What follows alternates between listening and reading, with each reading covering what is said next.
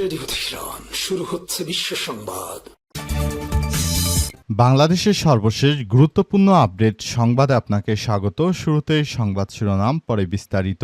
প্রথমেই জানাবো আমাদের হাতে থাকা সর্বশেষ গুরুত্বপূর্ণ সবথেকে তাজা আপডেট সংবাদ। অন্তর্বর্তীকালীন সরকারের চেয়ে এখন বিএনপির সময় অপরাধ বেশি হচ্ছে বললেন হাসনাত আব্দুল্লাহ। কুমিল্লা ৪ আসনের সংসদ সদস্য হাসনাত আব্দুল্লাহ বলেছেন, অন্তর্বর্তীকালীন সরকারের সময়ের তুলনায় বর্তমান দেশে অপরাধের হার অনেক বেড়ে গেছে। তিনি বলেন, অপরাধ প্রবণতা ক্রমাগত বৃদ্ধি পাচ্ছে এবং আইন শৃঙ্খলা পরিস্থিতি দিন দিন অবনতির দিকে যাচ্ছে, যা জনমনে শঙ্কা সৃষ্টি করছে। আজ কুমিল্লার দেবিদ্বার উপজেলার মিলনায়তনে চান্দিনা সড়ক উন্নয়ন শীর্ষক এক মতবিনিময় সভা শেষে সাংবাদিকদের তিনি এসব কথা জানিয়েছেন। এরপর জানাবো, পশ্চিমবঙ্গে উগ্রবাদীরা ক্ষমতায় এসেছে, বাংলাদেশ নিয়ে বাজে মন্তব্য আসছে বলেন আসিফ মাহমুদ। ভারতের পশ্চিমবঙ্গে বিজেপি সরকার গঠনের পর বাংলাদেশ নিয়ে সেখান থেকে আপত্তিকর মন্তব্য আসছে বলে উল্লেখ করেছেন জাতীয় নাগরিক পার্টি এনসিপির মুখপাত্র আসিফ মাহমুদ সজীব ভাই। একই সঙ্গে নতুন নির্বাচিত সরকারকে বাংলাদেশের অভ্যন্তরীণ বিষয়ে মন্তব্য না করার আহ্বান জানিয়েছেন তিনি। আজ রাজধানীর বাংলা মোটরে এনসিপির কেন্দ্রীয় কার্যালয়ে নতুন সদস্যদের যোগদান উপলক্ষে আয়োজিত সংবাদ সম্মেলনে তিনি এসব কথা জানান। এদিকে কিশোরগঞ্জের হাওরে 259 কোটি টাকার ফসলহানি, ক্ষতিগ্রস্ত 1.5 লক্ষ কৃষক। টানা বৃষ্টি ও উজানি ঢলে কিশোরগঞ্জের হাওর অঞ্চলসহ জেলার 13টি উপজেলায় ফসলে ব্যাপক ক্ষয়ক্ষতির চিত্র সামনে এসেছে। এসব এখন পর্যন্ত জেলায় প্রায় 13,122 হেক্টর জমির ধান পানির নিচে রয়েছে। এতে ক্ষতিগ্রস্ত হয়েছে প্রায় 50,000 কৃষক। কৃষি বিভাগের হিসাবে এই ক্ষতির আর্থিক পরিমাণ দাঁড়িয়েছে 259 কোটি টাকা। এবারে জানাবো, দুপুরে স্বামীর সঙ্গে বিচ্ছেদ, সন্ধ্যায় বিদ্যুৎ স্পৃষ্টে নারীর মৃত্যু। দুপুরে স্বামীর সঙ্গে বিচ্ছেদের পর বিকেলে স্বামীর বাড়ি থেকে বিয়ের উপকৌটন ও আসবাবপত্র নিয়ে বাবার বাড়িতে ফিরে আসেন। পরে এসব আসবাবপত্র গোছানোর সময় বিদ্যুৎ স্পৃষ্টে মারা যান ওই নারী। আজ সন্ধ্যা 6:30টার দিকে জামালপুরের মাদারগঞ্জ উপজেলা 6 নম্বর আদারভিটা ইউনিয়নের পলিশা গ্রামে এমনই ঘটনা ঘটে। এই ঘটনায় ওই নারীর মা, চাচি এবং ভাই সহ আরও 3 জন আহত হয়েছে বলে জানা গেছে। এবং সর্বশেষ জানাবো, ভারতের পশ্চিমবঙ্গে নির্বাচন পরবর্তী সহিংসতায় নিহত 4। বিধানসভা নির্বাচনে ফল প্রকাশের পর ভারতের পশ্চিমবঙ্গের বিভিন্ন জেলায় সহিংসতার ঘটনা এখন পর্যন্ত 4 জনের মৃত্যুর খবর পাওয়া গেছে। এছাড়াও 3 পুলিশ কর্মী ও কেন্দ্র বাহিনীর 2 সদস্য গুলিবিদ্ধ হয়েছে, যাদের মধ্যে একজনের মৃত্যু হয়েছে বলে জানা গেছে। অর্থাৎ ভারতের সেনা সদস্যকে একদম ধসিয়ে দিয়েছে। এই ঘটনার পর পরিস্থিতি এখন থমথমে অবস্থা বিরাজ করছে। প্রিয় দর্শক, এতক্ষণ শুনছিলেন সংবাদ শিরোনাম, এবারে বিস্তারিত। তবে তার আগে বন্ধুরা, অনুরোধ থাকবে এই সংবাদটিতে একটি লাইক দিন। এই চ্যানেলে আপনি নতুন হয়ে থাকলে আমাদের সংবাদটি দেখতে দেখতে চ্যানেলটি সাবস্ক্রাইব করে রাখুন। কমেন্ট করে বন্ধুরা আপনার মূল্যবান মতামত জানিয়ে দিন আপনি বিশ্বের কোন দেশ থেকে বা বাংলাদেশের কোন স্থান থেকে আমাদের সংবাদটি দেখছেন এবং শুনছেন। আর বন্ধুরা, সংবাদটি আপনার সোশ্যাল মিডিয়া ফেসবুকে শেয়ার করে বন্ধুদেরও দেখার সুযোগ করে দিন।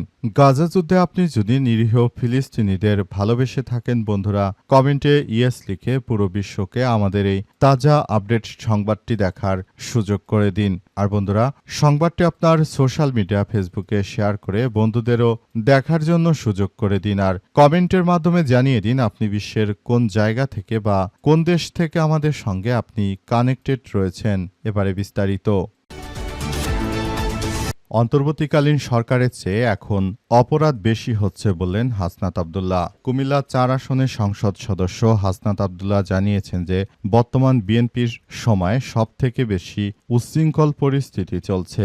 এ অবস্থায় অন্তর্বর্তীকালীন সরকারের সময় যারা বলতো যে তখন নাকি সবথেকে বেশি সমস্যা হয়েছিল, তাদেরকে বলবো বর্তমান সময়ে সবথেকে বেশি সমস্যা চলছে। বর্তমান সময়ে যে সব সমস্যাগুলো চলছে এগুলো আপনারা দেখুন এবং আপনারা দেখে তারপর আইডেন্টিফাই করুন। দেখুন যে বিষয়গুলো কিভাবে কি হচ্ছে, বিষয়গুলো আপনারা পুরোপুরি নিজেদের মতো করে তারপর কার্যক্রম চালিয়ে যান।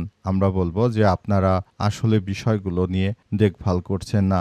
যদি প্রকৃতপক্ষে সত্য বলতে চান তাহলে দেখুন বিষয়গুলো কিভাবে বিএনপি নেতৃত্ববৃন্দরা কিভাবে সারা দেশ জুড়ে সন্ত্রাসী কার্যক্রমগুলো চালিয়ে যাচ্ছে। সন্ত্রাসী কার্যক্রমগুলো চালিয়ে মূলত তারা শুধু একারা নয় বরং সারা বাংলাদেশটাকে একরকম ধ্বংসস্তূপের দিকে নিয়ে যাচ্ছে বলে জানিয়েছেন হাসনাত আব্দুল্লাহ। তিনি আরও জানান যে সবাইকে বলবো আপনারা যার যার জায়গা থেকে পরিস্থিতি সামাল দেওয়ার ব্যাপারে কাজ করুন। যদি এভাবে চলতে থাকে বাংলাদেশের অবস্থা যদি এভাবে ধীরে ধীরে এগিয়ে যায় তাহলে ভবিষ্যতে এটি আমাদের জন্য আরও বড় ধরনের একটি সংকট অপেক্ষা করছে বলে জানান তিনি। 2001 থেকে 2006 সালে বাংলাদেশ যেভাবে দুর্নীতিতে চ্যাম্পিয়ন হয়েছিল এবারও ঠিক একইভাবেই বাংলাদেশ আবারও দুর্নীতিতে চ্যাম্পিয়ন হবে। কৃষকেরা মালামাল পাচ্ছে না, কারেন্ট পাচ্ছে না, তারপর ডিজেল পাচ্ছে না।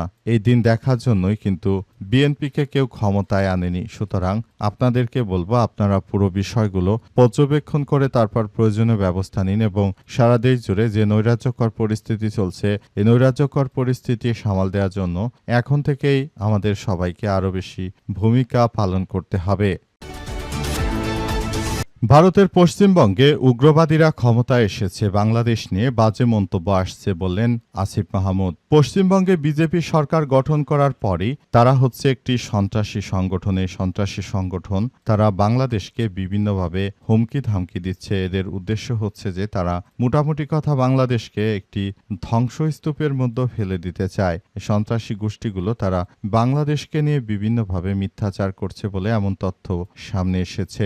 মিথ্যাচার করার মধ্য দিয়ে বাংলাদেশকে তারা হুমকি ধামকি এবং উস্কানিমূলক কথা বলছে। বিশেষ করে ভারতে নির্বাচিত বর্তমান যে শুভেন্দু রয়েছে এই শুভেন্দু সন্ত্রাসী ইতিমধ্যে বাংলাদেশের বিরুদ্ধে বিভিন্ন মিথ্যাচার শুরু করেছে। তার মিথ্যাচারে অতিষ্ঠ হয়ে পড়ছে সবাই। শুভেন্দু এমনভাবে কথা বলছে যে মনে হচ্ছে যে ভারত জানি মনে হচ্ছে বাংলাদেশ চালায়। বাংলাদেশের যে অর্থনৈতিক বা রাজনৈতিক বিষয়গুলো রয়েছে এগুলো দেখভাল করার জন্য বাংলাদেশের রাষ্ট্রীয় ব্যবস্থা রয়েছে। সুতরাং ভারতের এই সন্ত্রাসী গোষ্ঠী উগ্রবাদীরা তারা যদি বাংলাদেশ নিয়ে এই ধরনের কথাবার্তা বলে এটি বাংলাদেশের জনগণ মেনে নেবে না। ভারতের বিরুদ্ধে ব্যবস্থা গ্রহণ করবে বাংলাদেশ। যদি এভাবে চলতে থাকে বিষয়গুলো যদি এমনভাবে হয় তাহলে এটি আমাদের সবার জন্য খুবই চিন্তার বিষয়, কারণ ভারত থেকে প্রতিনিয়ত উগ্রতা ছড়ানো হচ্ছে। আসিফ মাহমুদ আরও বলেন বাংলাদেশ নিয়ে পশ্চিমবঙ্গ থেকে বাজে মন্তব্য আসছে যা আগে ছিল না। বাংলাদেশের অভ্যন্তরীণ বিষয় ভাবার জন্য এদেশের রাজনৈতিক শক্তি রয়েছে। তারেক রহমানের সমালোচনা করে এনসিপির মুখপাত্র বলেন এরশাদের মতো দেশ চালানোর চেষ্টা করছে তারেক। এভাবে চললে পরিণতি এরশাদের মতোই করুণ পরিণতি হবে বলে জানিয়েছেন তিনি। এবং তিনি আরও জানান যে আমরা বলবো আপনি যথাযথভাবে রাষ্ট্র পরিচালনা করুন, তা না হলে রাষ্ট্র দায়িত্ব ছেড়ে দিন। রাষ্ট্রের দায়িত্ব পালন করার জন্য এদেশে অনেক ভালো ভালো যোগ্য মানুষ রয়েছে। আপনি যদি নিজে এই রাষ্ট্রের দায়িত্ব পালন করতে না পারেন সেক্ষেত্রে আপনাকে বলবো যে আপনি পুরোপুরি ব্যর্থ হয়েছেন। পুরোপুরি ব্যর্থ ব্যক্তিকে বাংলাদেশের জনগণ কখনোই মেনে নেবে না বলে জানিয়েছেন তিনি। এবং তিনি আরও মনে করেন যে বর্তমান সময়ে আসলে যে কোনো পরিস্থিতি মোকাবেলা করার জন্য বাংলাদেশের ছাত্র জনতাই যথেষ্ট। যে কোনো মূল্যে তারেক রহমানের এই কার্যক্রমগুলো প্রতিহত করার বিষয়গুলো সামনে এসেছে এবং আরও জানানো হয়েছে বর্তমান সময়ে সবথেকে বড় ভূমিকা রাখার জন্য সবাইকে এখনই কার্যক্রম চালিয়ে যেতে হবে। কিশোরগঞ্জের হাওরে 259 কোটি টাকার ফসলহানি, ক্ষতিগ্রস্ত 1.5 লক্ষ কৃষক। টানা বৃষ্টি ও উজানি ঢলে কিশোরগঞ্জের হাওর অঞ্চল সহ দেশের 13টি উপজেলায় ফসলের ব্যাপক ক্ষয়ক্ষতির চিত্র সামনে এসেছে। এখন পর্যন্ত জেলার প্রায় 13,122 হেক্টর জমির ধান পানি নিচে রয়েছে। এতে ক্ষতিগ্রস্ত হয়েছে প্রায় 50,000 কৃষক। কৃষি বিভাগের হিসাবে ক্ষতির পরিমাণ দাঁড়িয়েছে 259 কোটি টাকা। আজ জেলা কৃষি সম্প্রসারণ অধিদপ্তর থেকে সব তথ্য জানানো হয়েছে। কৃষি বিভাগের তথ্য অনুযায়ী সবথেকে বেশি ক্ষতি হয়েছে হাওরগুলোতে। এর মধ্যে ইটনা উপজেলায় 11,050টি পরিবার 3,261 হেক্টর জমি তলিয়ে প্রায় 75,58 লক্ষ টাকার ক্ষতি হয়েছে। অষ্টগ্রামে 9,150টি পরিবারে 2,703 হেক্টর জমি ক্ষতি হয়েছে প্রায় 62,44 লক্ষ টাকা। তারাইলে 1,224 হেক্টর জমি ক্ষতিগ্রস্ত হয়েছে এবং 28,36 লক্ষ টাকা। নিকলিতে 923 হেক্টর ক্ষতি 21,39 লক্ষ টাকা এবং করিমগঞ্জে 830 হেক্টর ক্ষতি হয়েছে প্রায় 19,23 লাখ টাকা। এছাড়াও মিঠামইনে 690 হেক্টরে 15,99 লক্ষ টাকা, কটিয়াদীতে 585 হেক্টর 13,55 লক্ষ টাকা, সদর উপজেলায় 275 হেক্টর 6,37 লক্ষ টাকা, ভৈরবে 211 হেক্টরে 4,88 লক্ষ টাকা এবং বাজিতপুরে 162 হেক্টরে 300,75 লক্ষ টাকার ক্ষয়ক্ষতি হয়েছে। কুলিয়াচরে 65 হেক্টরে প্রায় 15,65,000 টাকা এবং হোসেনপুরে 47 হেক্টরে প্রায় 3,10 লক্ষ টাকার ফসলহানি হয়েছে বলে এমন তথ্য সামনে এসেছে।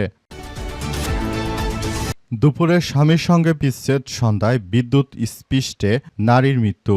দুপুরে স্বামীর সঙ্গে বিচ্ছেদের পর বিকেলে স্বামীর বাড়ি থেকে বিয়ের উপকরণ ও আসবাবপত্র নিয়ে বাবার বাড়ি ফিরে আসেন। পরে এসব আসবাবপত্র গোছানোর সময় বিদ্যুৎ স্পৃষ্ট হয়ে মারা যান ওই নারী। মঙ্গলবার 5ই মে সন্ধ্যা 6:30টার দিকে জামালপুরের মাদারগঞ্জ উপজেলায় 6 নম্বর আদারভিটা ইউনিয়নের পলিশা গ্রামে এমন ঘটনা ঘটে।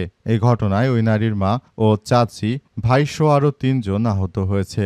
নিহত নারীর নাম সুমিনা, বয়স 19। তিনি ওই গ্রামের সুজা মিয়ার মেয়ে। সোমবার স্বামীর সঙ্গে তার বিচ্ছেদ হয়। স্থানীয় পারিবারিক সূত্র থেকে জানা গেছে, পার্শ্ববর্তী 5 নম্বর জোরখালী ইউনিয়নের বারুইপাড়া গ্রামে সুমিনার বিয়ে হয়। বিয়ের পর থেকেই স্বামীর সঙ্গে বনিবনা হচ্ছিল না। দীর্ঘ বিবাদের জেরে মঙ্গলবার তার মধ্যে আনুষ্ঠানিক বিবাহ বিচ্ছেদ ঘটে।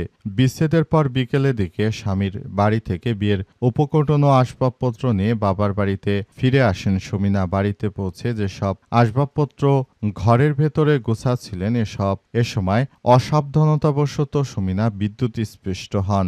এ সময় তাকে বাঁচাতে গিয়ে তার মা, চাচি এবং ভাইও আহত হয়েছে। মাদারগঞ্জ মডেল থানার ভারপ্রাপ্ত কর্মকর্তা ওসি জানিয়েছেন যে এমন একটি মৃত্যুর সংবাদ আমরা পেয়েছি এবং মৃত্যুর বিষয়টি নিয়ে তদন্ত করা হচ্ছে। তবে এর সঙ্গে কেউ সংশ্লিষ্ট রয়েছে কিনা সে বিষয় নিয়েও আমরা তদন্ত করছি বলে পুলিশের পক্ষ থেকে জানানো হয়েছে এবং আরো বলা হয়েছে যে বর্তমান সময়ে তারা যে ধরনের সমস্যায় পড়েছে এটি তাদের পারিবারিক নাকি বিষয়টি ভিন্ন কিছু সেটিও আমরা ভালোভাবে যাচাই বাছাই করছি বলে পুলিশের পক্ষ থেকে নিশ্চিত করা হয়েছে এবং এই ধরনের মৃত্যু অনাকাঙ্ক্ষিত। এমন মৃত্যু কারোর জন্যই কাম্য নয় বলে এমন তথ্য সামনে এসেছে বলে জানা গেছে।